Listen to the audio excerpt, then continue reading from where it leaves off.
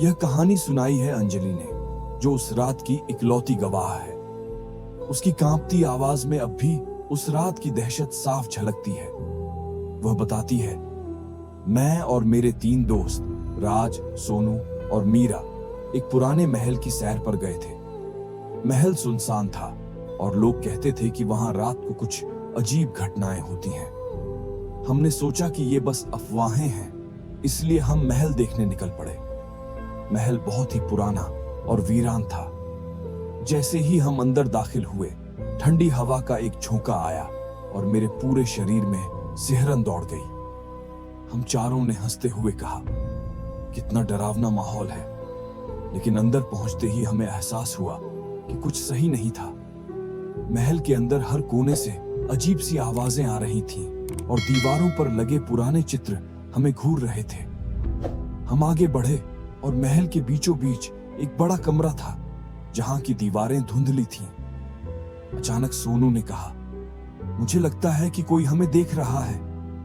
मैं हंसी, लेकिन मेरे दिल की धड़कन तेज हो गई थी। तभी एक दरवाजे के पीछे से हल्की सी आवाज आई, जैसे कोई अंदर चल रहा हो। राज ने हिम्मत करके दरवाजा खोला, लेकिन अंदर कोई नहीं था। हमने इसे नजरअंदाज कर दिया और महल के सबसे ऊपरी मंजिल की ओर बढ़ने लगे। लेकिन जैसे ही हमने पहली सीढ़ी पर कदम रखा, मुझे महसूस हुआ कि कोई मेरे कंधे पर हाथ रख रहा है। मैं चौंक कर पीछे मुड़ी, लेकिन वहां कोई नहीं था।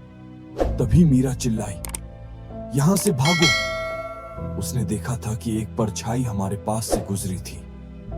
हम सब घबरा गए और भागने लगे, लेकिन महल का मुख्य दरवाजा किसी ने बंद कर दिया था। हम अंदर फंस गए थे। राज ने दरवाजा खोलने की कोशिश की, लेकिन वो जाम हो गया था।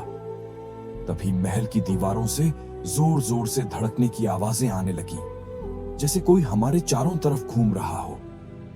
हम सब चीख रहे थे, दरवाजा पीट रहे थे, लेकिन कोई फायदा नहीं हुआ। तभी सोनू ने देखा कि कमरे के कोने में कोई खड़ा है, एक धुंधली परछाई जिसकी आंखें चमक रही थीं। वो धीरे धीरे हमारी तरफ बढ़ रही थी। हमने अपनी पूरी ताकत लगाकर दरवाजा खोला और किसी तरह बाहर भाग निकले। जब हम महल से बाहर आए, हमने देखा कि सोनू पीछे नहीं था, वो कहीं गायब हो चुका था। हम वापस अंदर जाने की हिम्मत नहीं जुटा पाए। आज तक सोनू का कोई पता नहीं चला। लोग कहते हैं कि उस महल में जो भी अंदर जाता है, वो कभी बाहर नहीं आता। मैं अब भी उस रात की डरावनी चीखें सुनती हूं और कभी उस महल की तरफ देखने की भी हिम्मत नहीं करती। मैंने उस रात अपने दोस्त को खो दिया और मैं जानती हूं कि वो महल शापित है। जो भी उसकी हद पार करता है, वो कभी लौट कर नहीं आता।